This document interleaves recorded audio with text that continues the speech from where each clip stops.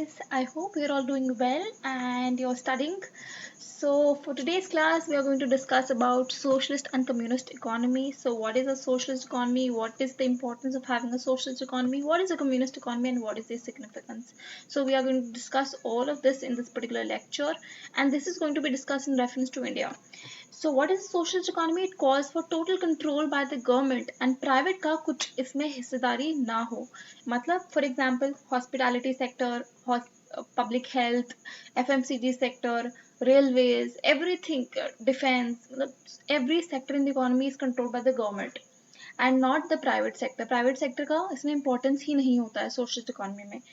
अब इसमें क्या बोलते हैं, सोशलिस्ट इकोनॉमी क्यों अंडरटेक करी जाती है? गवर्नमेंट इसलिए अंडरटेक करती है so that inequality can be reduce and exploitation of workers can be reduced. अब मैंने जो आपको प्रीवियस वीडियो में समझाया था कैपिटलिस्ट इकोनॉमी की क्या क्या प्रॉब्लम होती है, लिबरल इकोनॉमी की क्या क्या प्रॉब्लम होती है, उसी उन सारे ड्रॉबैक्स को कवर अप करने के लिए सोशलिस्ट इकोनॉमी आया था in the 19th century when the liberal economy was done away with. So what happened was, because लोगों के बीच में इनइक्वालिटी इंक्रीज हो रही थी, इसलिए सोशलिस्ट इकोनॉमी का कॉन्सेप्ट आया और उन्होंने क्या बोला कि गवर्नमेंट का रोल इम्पोर्टेंट होना चाहिए so that government can provide fair prices of goods and services which are accessible not just to the rich but accessible to all. अब सोशलिस्ट इकोनॉमी कॉन्सेप्ट को इन द इंडियन कंटेक्स्ट हम divide कर सकते हैं. See, I'm emphasizing that I'm talking only about in the Indian context. So in the Indian context, we have divided socialist economy into two concepts, Nehruvian socialism and communist economy. So what is Nehruvian socialism? Nehruvian socialism, as you can see, नाम से आपको क्या पता चल रहा है, नेहरू जी जो economic reforms लेके आए थे इंडिया में आफ्टर द इंडिपेंडेंस, उसको नेहरूवियन सोशलिज्म कहा गया था. उन्होंने क्या बोला कि सोशलिस्ट इकोनॉमी गवर्नमेंट का रोल चाहती है और प्राइवेट प्रॉपर्टी का रोल नहीं चाहती है. बट इसको थोड़ा सा मॉडिफाई करते हैं, बोलते हैं कि पब्लिक सेक्टर का इंपॉर्टेंस तो होगा but private sector can also play a role, यानी कि public and private sector can coexist. This is what is mixed economy. ये जो इंडिया में अभी हम फॉलो करते हैं that is a mixed economy, यानी कि गवर्नमेंट की भी इंपॉर्टेंस है एंड प्राइवेट सेक्टर की भी इंपॉर्टेंस है.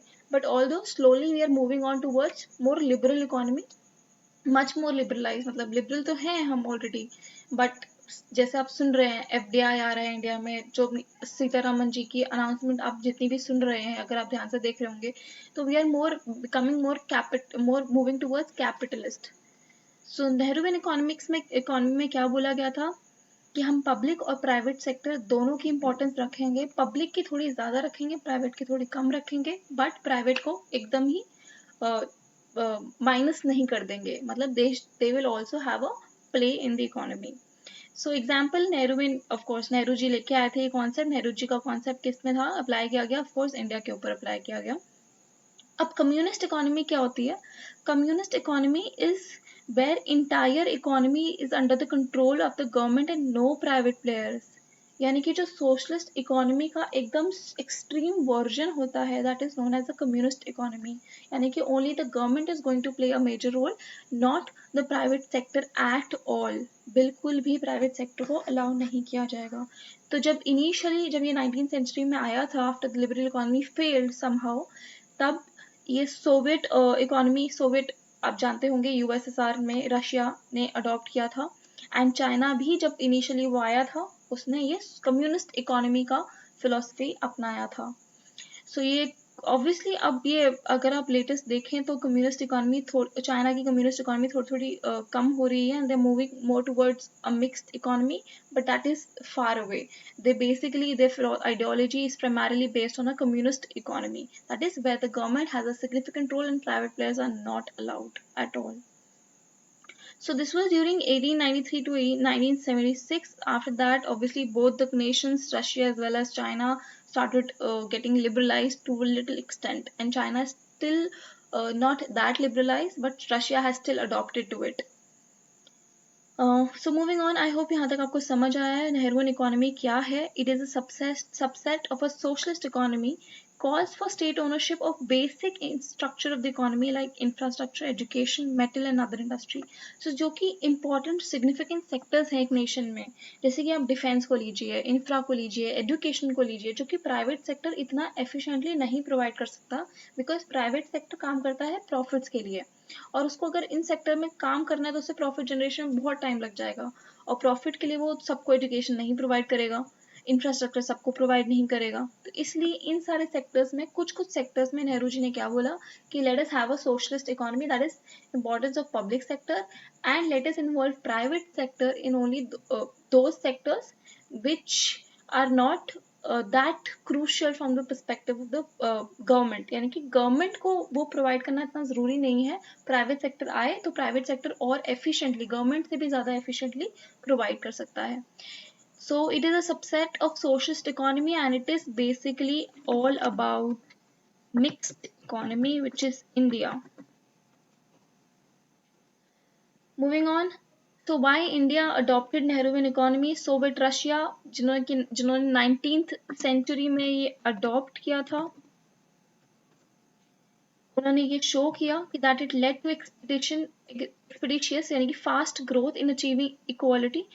He believed in the values of welfare state and equity. जब सोवियत रशिया ने इनिशियली कम्युनिस्ट फिलोसफी अपनाया था, यानी कि गवर्नमेंट का मेजर रोल, उसके बाद जब later on they started changing up, they started moving towards more of a mixed nature, तो ये चीज़ नेहरू जी ने नोटिस करा कि रशिया ने अपनी फिलोसफी को किस तरीके से चेंज किया है, और वेलफेयर भी प्रोवाइड कर, और अपने कॉन्सेप्ट में क्या क्या रखा है, वेलफेयर भी प्रोवाइड करना है हमें और इक्विटी भी मेंटेन करनी है।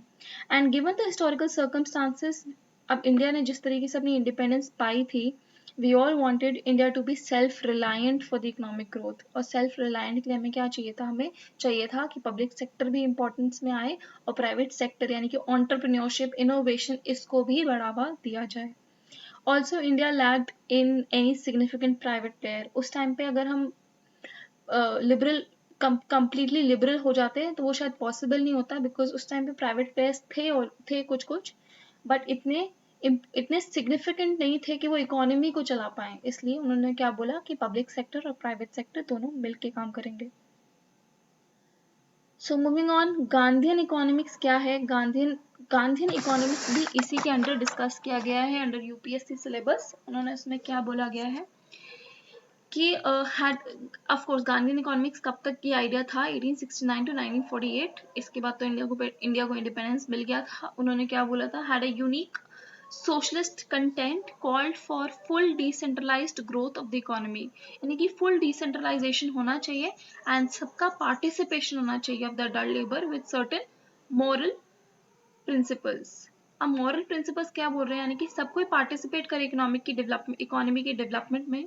That is, we want full participation of adult labor with certain moral prescriptions, यानी कि morality के साथ इकोनॉमी में काम करना चाहिए।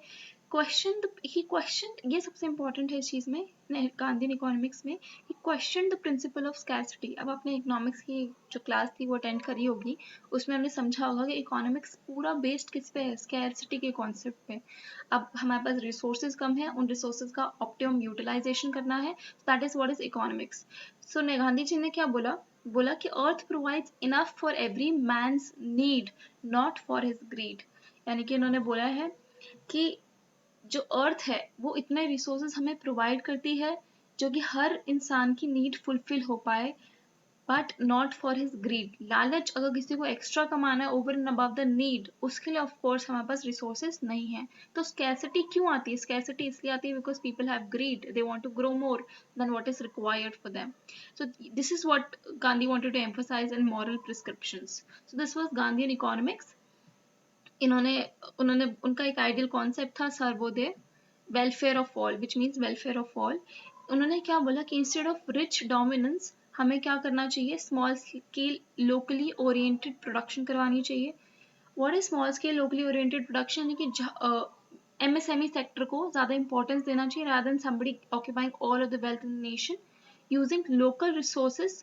लोकल यानी कि कंट्री के रिसोर्सेज को यूटिलाइज करा जाए, लोकल नीड्स फुलफिल करी जाए, फुल एम्प्लॉयमेंट लेवल प्रोवाइड किया जाए। अगर हम कंपनीज को लोकल लेवल पे ओपन करेंगे, लोकल रिसोर्सेज परचेज करेंगे, तो ये सब क्या बोला, इससे क्या अचीव होएगा, एम्प्लॉयमेंट अपॉर्चुनिटीज अचीव होंगी for in everywhere and for everyone. So this will all lead to boost in employment. And Gandhi ji का एक और बिलीफ था कि he was not averted to technology, या no aversion to technology, but was against labor displacing technology. अब labor displacing technology क्या होती है, ऐसी टेक्नोलॉजी जो कि ह्यूमन की इंपॉर्टेंस को कम कर दे।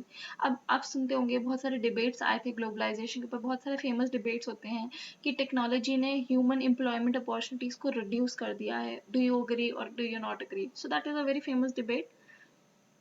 सो उन्होंने क्या बोला कि टेक्नोलॉजी होनी चाहिए ह्यूमन को हेल्प करने के लिए, ना कि उसे रिप्लेस करने के लिए। That is what Gandhi believed. So another important idea, एक और आइडिया उन्होंने दिया था, wealth accumulated over and above the necessity, यानी कि जो उन्होंने कॉन्सेप्ट दिया था, the earth provides for every man's need, not for his greed. So उन्होंने क्या बोला था, wealth accumulated over and above the necessity should be used for public welfare, यानी कि जिसके पास की जरूरत से ज्यादा वेल्थ है उसको इंश्योर करना चाहिए कि उसके साथ वाले लोगों को उस वेल्थ का बेनिफिट मिले। इस कॉन्सेप्ट को कहा जाता था ट्रस्टशिप। So sectors can be privately owned, but as soon as their need is fulfilled, they should hold wealth for others, especially the poor and the deprived one. ये गांधी जी ने कहा था। So I hope this socialist economy concept is clear, which is there in your syllabus. So let's have a quick revision. हमने क्या discuss किया है? Socialist economy में हमने आइडिया डिस्कस किया है कि पब्लिक सेक्टर की इंपॉर्टेंस होनी चाहिए। Socialist economy को हमने डिवाइड किया है into a Nehruvian economy and a communist economy. Nehruvian economy, that is the mixed economy which India has, and communist economy which China has. अब उसके बाद गांधीयन इकोनॉमी हमने डिस्कस किया है जो कि बहुत आइडियलिस्टिक आइडियोलॉजी पे बेस्ड था, आइडियलिस्टिक थॉट पे बेस्ड था कि every man, earth provides for every man's need not for his greed, और अगर किसी के पास उससे ज़्यादा है, अपनी नीड से ज़्यादा है, तो उसको इंश्योर करना चाहिए कि वो लोगों की हेल्प करे। So I hope today's class is clear to all of you. So thank you so much. Keep watching, keep learning.